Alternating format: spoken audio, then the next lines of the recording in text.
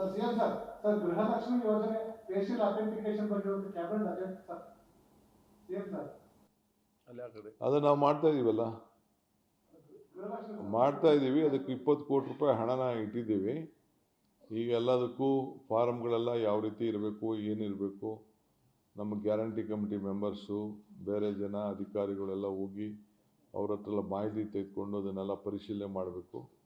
ಅವ್ರದ್ದೆಲ್ಲ ಫೋಟೋಗಳೆಲ್ಲ ಕರೆಕ್ಟಾಗಿರಬೇಕು, ಬಯೋಮೆಟ್ರಿಕ್ ಎಲ್ಲ ಕರೆಕ್ಟಾಗಿರಬೇಕು, ಅದೆಲ್ಲ ಅಕೌಂಟ್ಗಳೆಲ್ಲ ಕರೆಕ್ಟಾಗಿರಬೇಕು. ಆಮೇಲೆ ಅವ್ರದ್ದೇ ಫೋನ್ ನಂಬರ್ಗಳಿರಬೇಕು. ಯಾರ್ದೋ ಫೋನ್ ನಂಬರ್ ಕೊಟ್ಟು ಯಾರಿಗೋ ಮೆಸೇಜ್ ಹೋಗೋದು, ಅವನೆಲ್ಲೋ ದುಡ್ಡು ಇಸ್ಕೊಳ್ಳೋದು, ಇವ್ರು ಹಾಕಿದ ದುಡ್ಡು ಯಾರ್ದೋ ಅಕೌಂಟ್ಗೆ ಹೋಗೋದು, ಅವೆಲ್ಲ ಆಗಬಾರ್ದು. ಗಂಡನ ಅಕೌಂಟ್ಗೆ ಹೋಗಬಾರ್ದು, ಮಕ್ಕಳ ಅಕೌಂಟ್ಗೆ ಹೋಗಬಾರ್ದು, ಅವ್ರದ್ದೇ ಅಕೌಂಟ್ಗೆ ಹೋಗಬೇಕು.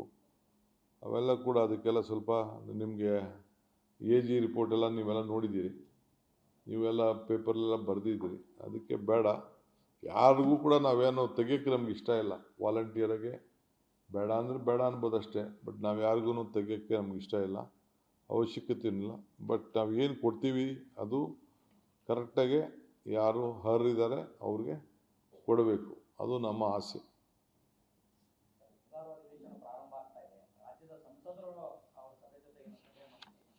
ಮಾಡಲೇಬೇಕಾಗ್ತದೆ. ಅದಕ್ಕೆ ಟೈಮ್ ಫಿಕ್ಸ್ ಮಾಡಬೇಕು.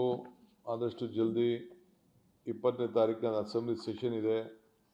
ಮಧ್ಯದಲ್ಲಿ ಹೋಗಿ ಸಂಸತ್ ಸದಸ್ಯರಿಗೂ ಹೋಗಬೇಕು, ನಮ್ಮ ರಾಜ್ಯಕ್ಕೆ ಏನೇನು ಆಗಬೇಕು ಅನ್ನೋದು ಕೂಡ ಹೇಳಬೇಕು. ಅದನ್ನೆಲ್ಲ ಹೇಳಿ ಬರ್ತೀನಿ.